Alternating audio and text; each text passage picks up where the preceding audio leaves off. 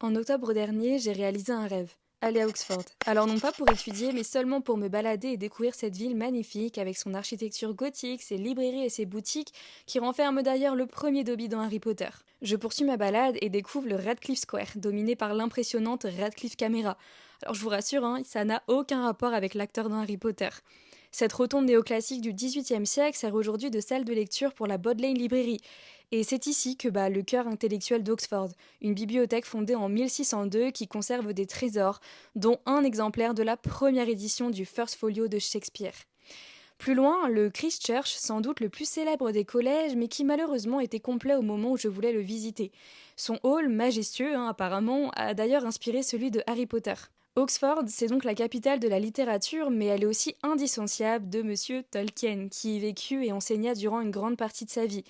En déambulant dans les rues de la ville, on peut facilement imaginer comment ces paysages et ces bâtiments ont inspiré la Terre du Milieu. Mais la ville a aussi inspiré d'autres auteurs, comme avec cette porte et ce faune. Vous reconnaissez?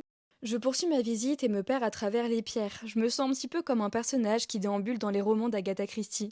Je découvre encore un énième bâtiment magnifique qui a servi d'infirmerie pour le film Harry Potter. Et un peu plus loin, je découvre enfin le pont des Soupirs. Alors bien qu'il partage son nom avec le célèbre pont dei Sospiri de Venise, le pont d'Oxford, construit en 1914, ne doit rien aux prisons vénitiennes. Ici, il n'y a pas de prisonniers poussant un dernier soupir avant d'être enfermés, mais plutôt des étudiants traversant un bâtiment à l'autre. Parfois soucieux avant un examen, parfois émerveillé par l'atmosphère envoûtante d'Oxford, il est devenu un symbole de l'université et immortalisé sur d'innombrables cartes postales et photographies. Bref, j'ai enfin pu visiter la ville de mes rêves seulement pour une matinée, mais c'était tellement magnifique et je compte y retourner très vite. Alors si cette petite balade avec moi t'a plu, n'hésite pas à t'abonner.